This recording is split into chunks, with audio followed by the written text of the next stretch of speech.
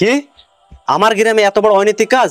ওই গাছের গোড়ায় যদি মাজার তৈরি করে তাহলে তো গ্রামটা শিরক বিদাতে ছেয়ে যাবে। একটি সামান্য গাছের লিগে এত কিছু? না থাকবে বাঁশ আর না বাজবে বাঁশি, ওই গাছই রাখবো না, গাছ আমি কাটি ফেলাবো।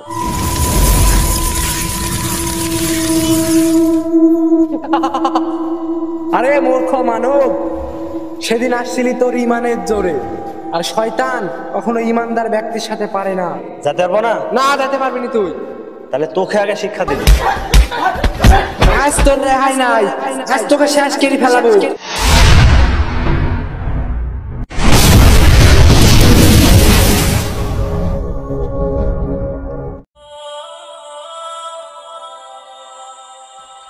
মন্ডল সাহেব, ও মন্ডল সাহেব, বাড়িতে আছেন নাকি?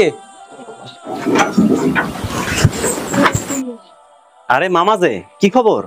মন্ডল সাহেব, আমাদের গ্রামে তো একটা ভয়ঙ্কর ঘটনা ঘটতে চলেছে। তাই নাকি? কি সেই ভয়ঙ্কর ঘটনা? আমাদের গ্রামে একটা পুরাতন বটগাছ আছে না, কয়েকজনকে আলোচনা করতে শুনলাম, তারা নাকি ওখানে মাজার করবে। কি আমার গ্রামে এত বড় অনৈতিক কাজ? ওই গাছের গোড়ায় যদি মাজার তৈরি করে তাহলে তো গ্রামটা শিরক বিদাতে ছেয়ে যাবে। একটি সামান্য গাছের লিগে এত কিছু? না থাকবে বাঁশ আর না বাজবে বাঁশি, ওই গাছই রাখবো না, গাছ আমি কাটি ফেলাবো। ঠিক আছে মামা, তুমি যাও, আমি বাড়ি থেকে কুড়ালটা নিয়ে আসি। এই তো বটগাছ কাটার লেগে এদিকে আসছে। এই বটগাছটা কোনোভাবেই কাটতে দেওয়া যাবে না, যে কেটে আমাকে বাধা দেয়াই লাগবে। এই সমাজ এমনি শিরক বিদআত আর পাপে পরিপূর্ণ, আর ভণ্ডারা ওই গাছের গোড়াতে মাজার করবে, ওই গাছ কাজ আমি একখানে ধ্বংস করে ফেলাবো।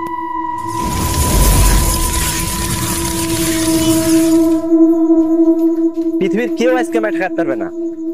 তাই কে তুই আমার সামনে দাঁড়ালি? আমি তোমার পরম বন্ধু শয়তান। ওই তুই আমাকে বোকা পাইছিস? শয়তান কখনো মানুষের বন্ধু হয়? আর আমি একটা ভালো কাজ আছি আর তুই আমার পথ আটকাছিস? তোর কথা শোনার মতন সময় আমার নাই, তোমার রাস্তা ছাড়। না না, তুমি তো এই গাছ কাটতে যেতে পারবে না। গাছ তো আমি কাটবই, আজ আমাকে কেউ ঠকাতে পারবে না। না বন্ধু, তুমি তো এই গাছ কোনোভাবে কাটতে যেতে পারবে না। গাছ তো আমি কাটবই, তুই সাইড দেন হলে কোড়াল দেখেছিস? না, তুমি যাই বলো, তুমি গাছ কাটতে যেতে পারবে না। তোকে ভালো ভালো বলছি, তুই আমার পথ ছাড়। না, তোমাকে পথ ছাড়া যাবে না। পথ ছাড়বি নি? না। আল্লাহু আকবার। তুই আমার পথে বাধাই দাঁড়াস, তোকে আজ মারি ফেলাবো। থামো ভাই, থামো থামো থামো ভাই। দেখো ভাই, এসব ঝামেলা মারামারি করে তোমার কোনোই লাভ নাই। তার চাইতে আমরা একটা চুক্তিতে আসি। তোর মতো শয়তানের সাথে আবার কিসের চুক্তি? তুমি যদি আমাকে ছেড়ে দাও আর ওই বটগাছ যদি না কাটো, তাহলে তোমাকে প্রতিদিন রাতে আমি একটা করে স্বর্ণ মুদ্রা দেব। প্রতিদিন একটা করে স্বর্ণ মুদ্রা? কিন্তু তুই তো শয়তান, তোকে কি বিশ্বাস করা উচিত হবে? তুমি খালি একবার বিশ্বাস করে দেখো, আর আমার কথা ও কাজে যদি মিল না পাও, তুমি কালকে সকালে গাছ কেটে ফেলো। ঠিক আছে, যা, তোরা ছাড় দিন।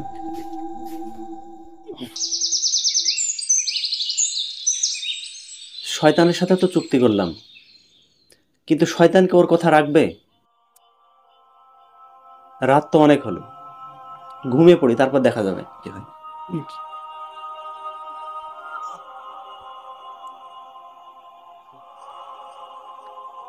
আরে বাহ, শয়তান তো আর কথা রেখেছে। ওর তো দেখি নীতি ঠিক আছে, শয়তান হলেও ও তো প্রথম দিনে আমাকে একটা স্বর্ণ মুদ্রা দিয়ে দিয়েছে। ওর সাথে আমি চুক্তি করে ভুল করিনি।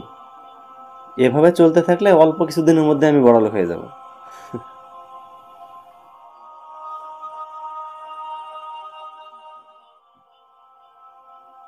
আরে বাহ, আজকে দ্বিতীয় দিনও তো দেখি শয়তান ওর কথা রেখেছে, ও আরেকটি স্বর্ণ মুদ্রা দিয়েছে।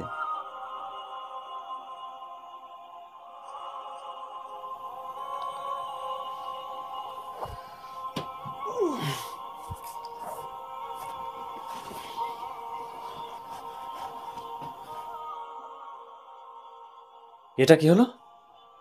আজকে তো শয়তান কোনো স্বর্ণ মুদ্রা দেয়নি, তার মানে তো ও আমার সাথে ধোঁকাবাজি করেছে, আমার সাথে বেইমানি করেছে। ও যেহেতু আমাকে ওয়াদা দিয়ে ওয়াদা রাখেনি, সুতরাং আমিও আমার ওয়াদা রাখবো না। ওই গাছকে আমি একদম ধ্বংস করে ফেলব।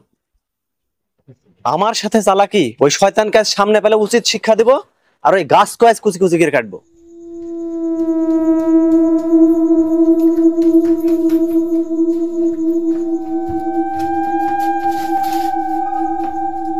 এই তুই আবার আমার পথ আটকাইছিস, তুই একটা বেঈমান, তোর কোনো কথাই শোনা হবে না, তুই সাইড দে।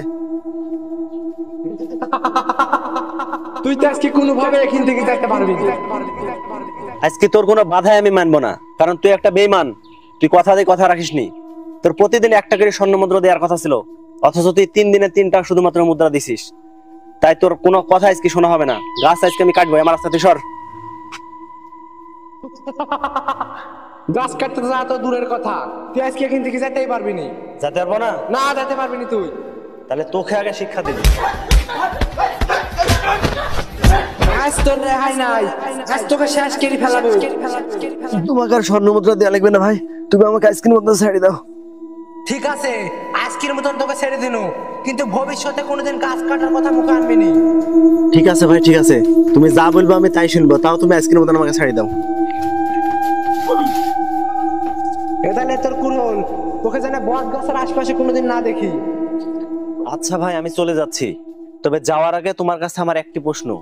সেদিন তুমি আমার শক্তির সাথে কোনোভাবেই পারোনি, অথচ আজকে আমি তোমার কিছুই করতে পারলাম না। এটার আসল কারণ কি? আরে মূর্খ মানব, সেদিন আসছিলি তোর ইমানের জোরে, আর শয়তান কখনো ইমানদার ব্যক্তির সাথে পারে না। আর আজকে এসেছিস তুই তোর স্বার্থ হাসিলের জন্য। সামান্য একটি স্বর্ণ মুদ্রার কাছে তোর ইমান বিক্রি করে দিয়েছিস। আর বেঈমান কখনো শয়তানের সঙ্গে পারে না, তাই তুই আমার মতন শয়তানের সঙ্গে আজ হেরে গেছিস। আর একটি কথা মনে রাখ, এই আদমের জন্য আল্লাহ যখন আমাকে বিতাড়িত শয়তান হিসাবে ঘোষণা করলো, আমি তখন আল্লাহর কাছে প্রতিজ্ঞা করেছিলাম এই পৃথিবীর একটা মানুষকেও আমি ইমান নিয়ে কবরে যেতে দেব না। তাই তোদের মতন ইমানদারকে লোভ লালসা এবং ধোকায় ফেলে এভাবে ইমান ছিনিয়ে নি।